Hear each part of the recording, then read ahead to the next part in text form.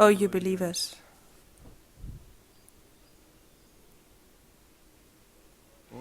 without a doubt, we're all gonna die. And without a doubt, that He is there, death. And without a doubt, the era of death is right behind our neck. Wherever we go and wherever we move, in whatever direction, the era of death is right behind our neck. So close like your breath. And in that era, just like in any rocket that have been turned up with a timer, and if our last second has been turned, boom, and that your lifetime, how long your life is on this earth, has been coded inside that era. As soon as you're being born, boom, there's a limit to it. Whenever it's taking you, when it's gonna hit you. As soon as you're being born, that arrow is being sent in right behind your neck. And that is what Sayyidina Muhammad said. You've got no idea about it? Death is right at your neck and is following you everywhere you go. And you think about the car, about your house, about your wealth, about getting more wealth, riches, and being wealthy, and to have vacation at the beach. And you only think of the materialistic well-being and you feeling good in this life, even though death is right at your neck and it follows you.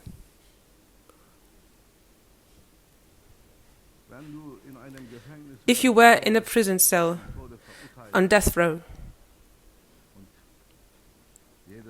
and every day gets closer to the set date of your death, more and more, would you still have got appetite?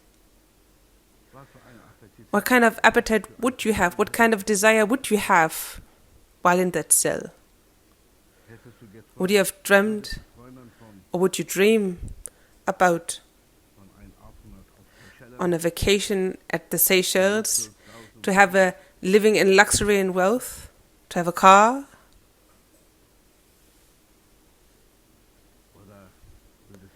Or would you only be sweating out of fear of your own death? Oh, may this time not get closer. May the time of my death not get closer and closer to me. And if that day gets closer, and if it's the next day, you won't get any sleep. And you'll be sleepless. Why? Because when you're sleeping, you're already half dead. But you haven't died yet, they said. But it's better to stay awake. So until the last second, last breath, last moment, you want to have this life on this earth. For this honorable life on this earth, you want to taste it to the last drop, last breath. And secretly in your subconsciousness, you still hope that maybe a miracle's going to happen, you're going to continue living. Where does this hope come from? That secret wish and hope.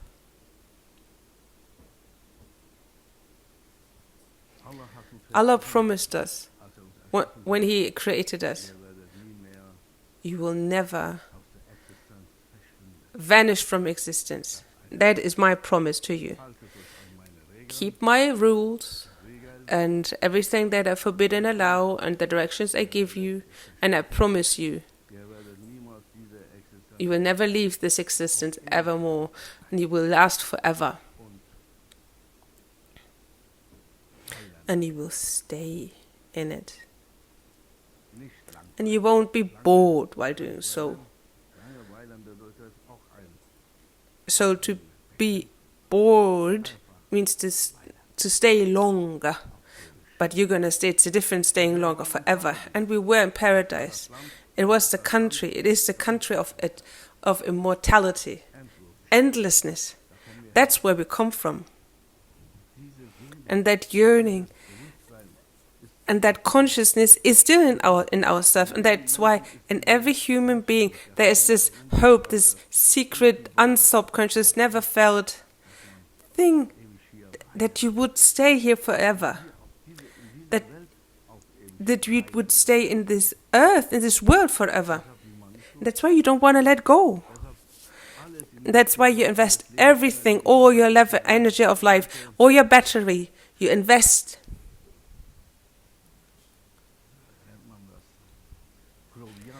Into your provision for your life.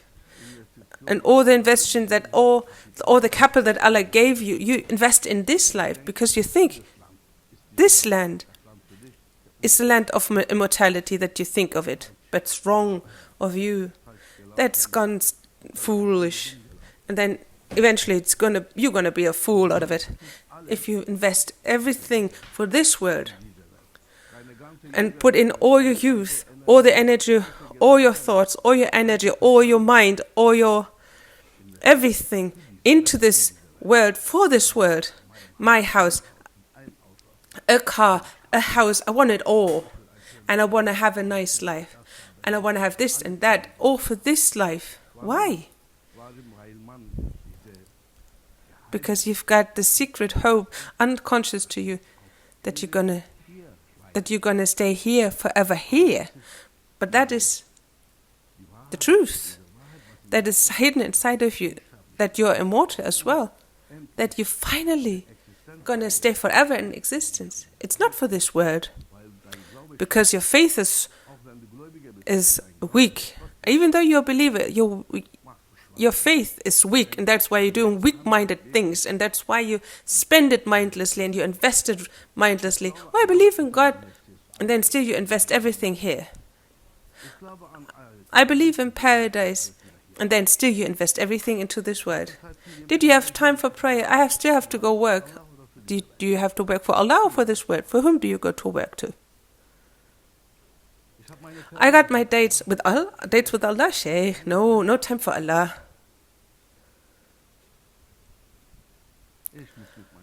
I have to go for a walk with my ego. What about your prayer times? My ego has to go for a walk.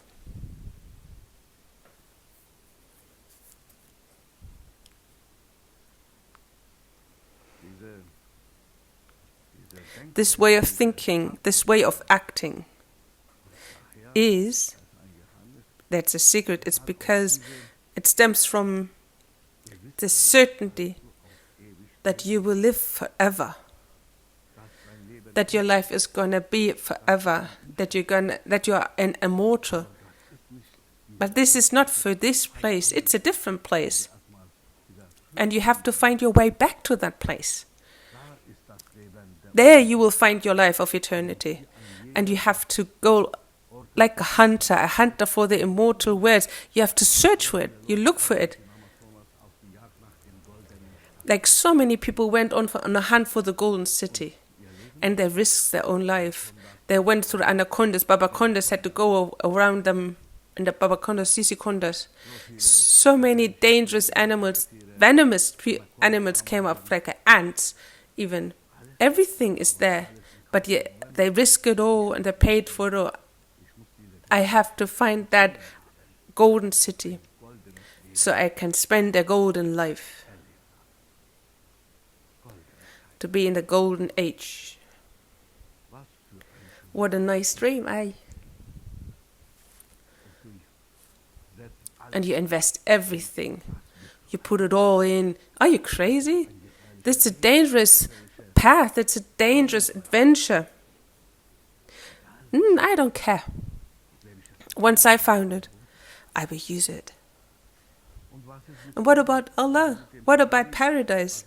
What about it's alright and it still be worth it?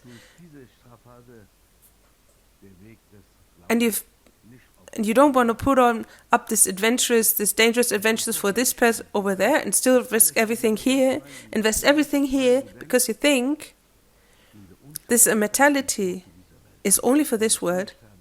You will not die. And nobody thinks about that you're going to die here. Even if they think that we're going to die, but secretly we don't believe that. If we would have believed that, we wouldn't have gone on a walk constantly with our ego. We wouldn't have thought about a new car, a new house, a new life, a better life, and wealth, and luxury. We wouldn't think about that. Our imagination wouldn't be bothered with that. Our source of imagine, we wouldn't invest it into waste. But think about it. What kind of a life we're going to have in paradise that the Lord promised us. But see what he tells us. It's unimaginable. Then I'd rather imagine something that can actually imagine. Imagine nothing. Just do. Allah says, don't think about it. Don't imagine anything.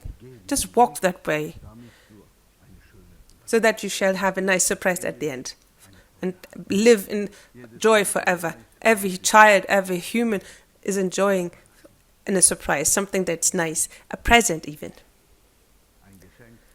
A gift that's given unsuspected, but you're so gonna love it. Oh, what a joy. This is the secret, my brother. Why you think that this life is going to continue, even though you say this is not going to end. But in secretly, you believe that it's going to continue and you will never leave this world.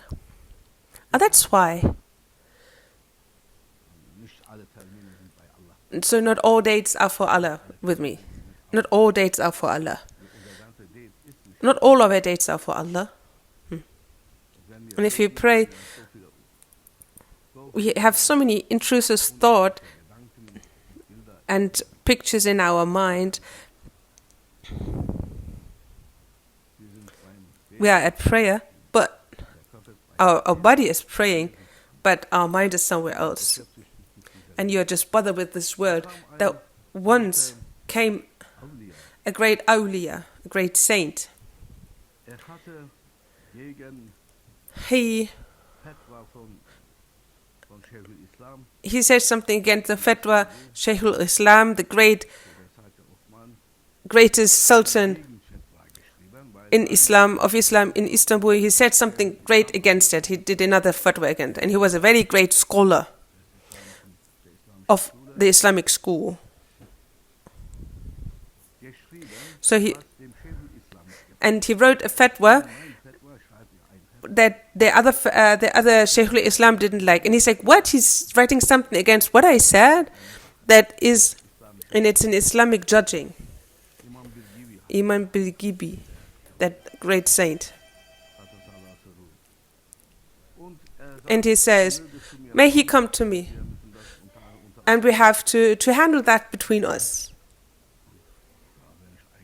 And of course, if I'm invited, and he's the head of it all, is Sheikh al-Islam.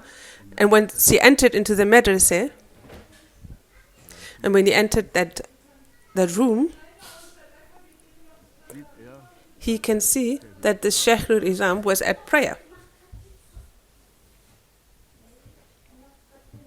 And he says, Salam alaikum. Oh, Sheikh al-Islam, he said. And then he takes a seat. And of course, Sheikh al-Islam is at prayer and he cannot answer. And that great saint, he said, Salam alaikum, but it was meant out of politeness and not of different way. What you cannot say because you're not allowed to say. Salam alaikum wa rahmatullah, salam alaikum wa rahmatullah. And then he turns around enraged. And you are supposed to be a great scholar and awliya, saint. Don't you see that I'm at prayer? And you're greeting me with salam? You're not allowed to greet me. Even out of politeness, or even if you say it's a law by the Lord, if he's at prayer, you are not allowed to say salam alaikum. And then you address me with salam alaikum. And you write another fatwa against another fatwa. And that earlier, my brother, that earlier replies, "O Sheikh al-Islam Efendi, were you really at prayer? I thought you were with all your thought and your mind at the foundations of your house, and you ask yourself inside of you, should I build this, put the window here or there?" And then I thought, maybe the prayer is still going to wait because he's still occupied with his windows. Then I said, I thought it wouldn't be impolite to do so. And Sheikh al-Islam, he felt dead. And he turned beet red. And then he supplemented and surrendered and was throwing himself to his feet and said, "Forgive me, you are truly one of the great saints. Forgive me. You are so true. How could you read my mind?" I couldn't. Allah can't read everything, he replied. And sometimes something he tells me. And this is an ayat. And then he's writing that ayat where the Wahhabite said, there are no awliya, they say. And everything that we know, we give on or report to this people that we love. And our secret that we've got, and that we can see and that we can hear, we report and give to our friends. That's an ayat in the Holy Quran. And if they cannot understand that, they shall come to me now. Those are the saints. And the Prophet ﷺ and the saints, they are not normal cobblestones of the streets like you and me. Don't compare yourself to like these are just normal people. These are the gems, jewels. Not just like those cobblestones on the streets. Not like that. Oh, you people. Death, how do you call it, is at our neck. And it's almost like glued to our neck. You've got no idea about it. And it's ticking on, the clock is ticking down. And then until it gets to the 0,0,0,6,0,0,0,5. And then nobody can stop that. And even if a bomb squad is going to come in, even if it's 0,0,1 and then it's going to stop it, nothing's going to happen. Oh, this is going to happen if the divine hand is going to put inside and come in between and say, you're going to be high. Don't say that their souls have died. They were supposed to have died, but they could turn their mortal part into the immortal part as well, and to turn it around, and to actually move it to the other side. And then, boom. Then there will be no death. But he has to close his eyes so that everybody else can believe and see that, or start to believe that he is a God, and the saints will stay underneath without any harm, without any decomposing. And if you are in the grave, or if you're laying in your coffin, or if there is a gravestone is for you and you're going to be prayed for you, what about your house, your car, your wealth, and all the property? Are you still going to be concerned about them? Or what's going to concern you? And you're going to ask, oh, what's going to happen to me now? Oh, what kind of investment can I take with me now? How will I stand in front of my Lord?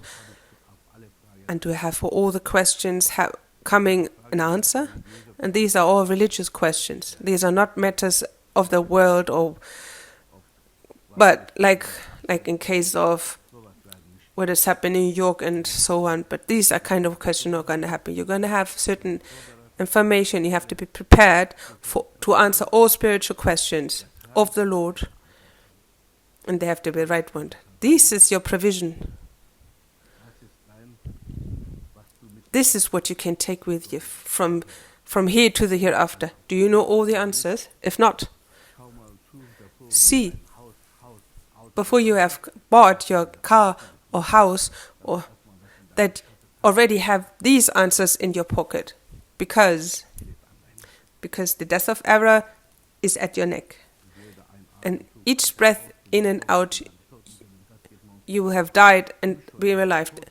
You're already dead, but you have no idea about it. This is just a pre-taste about it. And may Allah give us good understanding. And know, everything that is for this world in this world, without Allah, is an investment for a life full of loss.